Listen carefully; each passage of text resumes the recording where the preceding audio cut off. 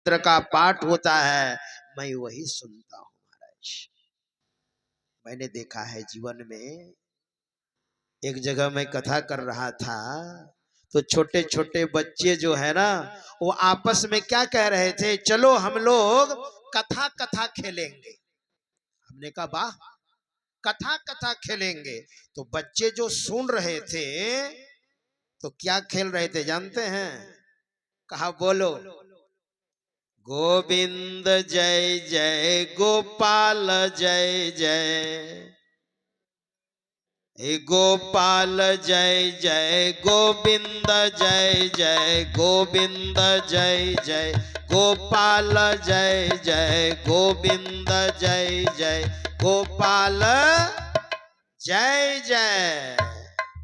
मैंने कहा वाह, देखिए वो छोटे छोटे बच्चे कथा कथा खेल रहे हैं, क्योंकि कथा हो रही थी। और आपको क्या बताऊं,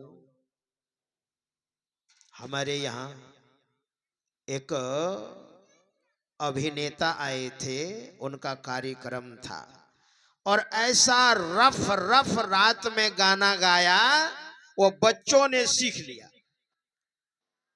तो एक छोटी सी बच्ची मुझे क्या कहती है, बाबा हमको प्रसाद दीजिए ना, आपको हम भजन सुनाएंगे। और मैं ध्यान करने के लिए, समय हो गया था, मैं ध्यान करने के लिए जा रहा था। तो मैंने छोटी सी बच्ची से कहा, वो कोई 5-7 वर्ष की होगी, मैं प्रसाद देता था ना, तो प्रसाद खाने के लिए वह बच्ची कहती है मैं आपको भजन सुनाऊंगी, हमको प्रसाद दीजिएगा ना। हमने कहा मैं ध्यान करके आता हूं, फिर सुनाना। नहीं नहीं, अभी हमको प्रसाद खाना है, अभी मैं आपको सुनाऊंगी। तो प्रसाद खाना था। हमने कहा ठीक है सुनाओ। और रात में जो कलाकार ने जो गाना गाया था, वही गाना सुनाने लग गई। हमने कहा रे ये भजन नहीं है ना, ये तो गाना है, एकदम रफ गाना जो संस्कारहीन हो जाए। अब बताइए बच्चे क्या सीखते हैं? बच्चे नकल करते हैं ना। छोटी सी बच्ची को ज्ञान नहीं है। मेरे कहने का मतलब, माहौल जैसा होगा आपके बच्चे भी वैसे होंगे। शब्द का प्रभाव होता है। वह तोता कहता है मैं मुनियों के वचन सुनता हूं महाराज। हमारे यहाँ अतिथि देवता होता है, इसलिए मैंने आपका सम्मान किया है। मैं मुनियों के वचन सुनता हूं। अहम मुनि नाम वचनम शृणोमि, शृणोत यद यवनाश्य वाक्यम। और रास्ते में जो आपको तोता मिला था, वो यवनों के वाक्य सुनता है। वो यवन समझते हैं, विधर्मी, जो भारतीय संस्कृति के विपरीत आचरण करने वाले हैं, विधर्मी, उसको यवन कहा जाता है। तो वह तोता यवनों के वाक्य सुनता है। नौ चाष्य दोषो, वह तोता कहता है उस तोते में कोई दोष नहीं। नौ चाष्य दोषो नौ चौमे गुणोवा, और हम में कोई गुण नहीं। संसर्गजा दोष गुणा भवंती, ये संसर्ग से दोष गुण आते हैं महाराज। कैसे के साथ आप बैठते हैं, है ना, कैसों के साथ बैठते उठते हैं, कैसी संगति है आपकी।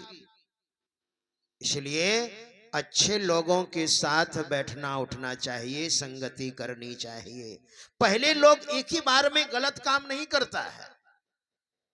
शराबी के साथ आप जाएंगे ना तो तुरंत शराब नहीं पीने लग जाएंगे, उसके इर्द गिर्द रहेंगे तो उसके शरीर से जो व्यस निकलेगी, आभा निकलेगी, शराब वाली आभा। तो हमारे शरीर में 3.5 करोड़ रोंगटे हैं, वो आभा प्रविष्ट होगी आपके शरीर में। धीरे धीरे आप आकर्षित होंगे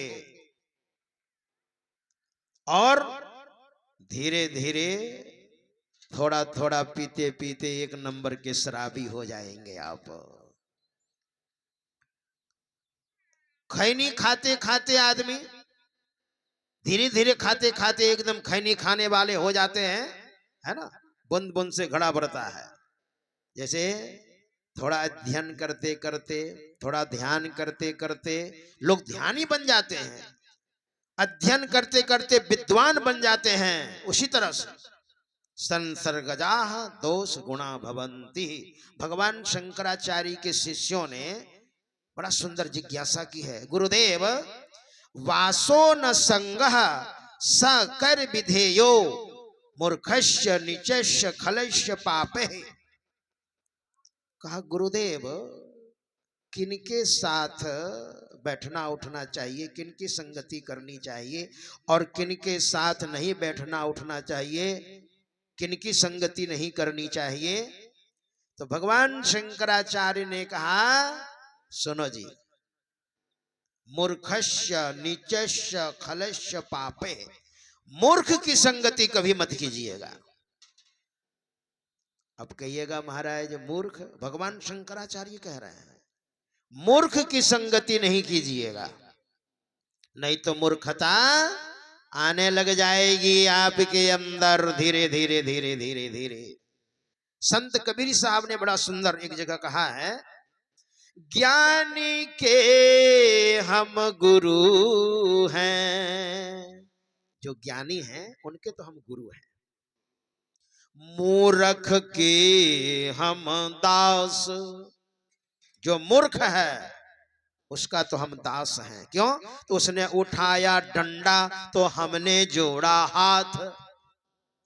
उसने उठाया डंडा, वो तो समझेगा नहीं, तो हम हाथ जोड़ लेते हैं, भैया तुम ही बड़े हो। ज्ञानी को समझाना सरल है, लेकिन ज्ञान कहां से आएगा? अच्छी संगति से, है ना। तो वही तो भगवान शंकराचार्य वही बात कह रहे हैं, मूर्खस्य, मूर्ख की संगति नहीं कीजिएगा। भगवान बुद्ध ने कहा है, अपने से बड़ों की संगति कीजिए, और अपने से बड़े अगर नहीं मिले तो कम से कम अपने बराबर, और अपने बराबर भी नहीं मिले तो अकेले रास्ता तय कीजिए आप। एक विद्वान ने कहा है कि मूर्ख दोस्त से विद्वान पढ़ा लिखा समझदार दुश्मन भी अच्छा होता है। मूर्ख दोस्त से, है ना, क्योंकि वो दुश्मन बात बात में सही बात बोल देगा वो, और मूर्ख दोस्त होते हुए भी आपको खाई में ले जाएगा, गर्क में ले जाएगा, नरक में ले जाएगा। ऐसा कहा है। इसलिए कहा मूर्खस्य, भगवान शंकराचार्य ने, मूर्खस्य नीचस्य, नीच प्रकृति के जो हैं उनकी संगति नहीं करनी चाहिए। खलस्य पापे, खल आदमी, दुष्ट आदमी की संगति नहीं करनी चाहिए, और पापी आदमी की संगति नहीं करनी चाहिए।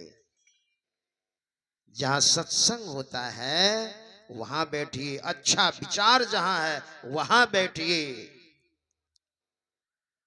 एक बहुत बड़े भक्त हुए, रहीम, मुसलमान थे रहीम। उसने क्या कहा, जो कड़वा वचन बोलता है, कड़वा वचन लोग कहां सीखता है? गाली कहां सीखता है? गलत संगति से, है ना।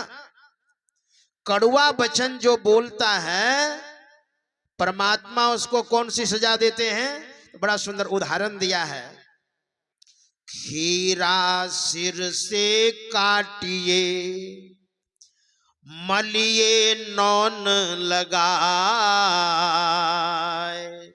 रही मन कड़वे बचन को चाहिए यही सजाए।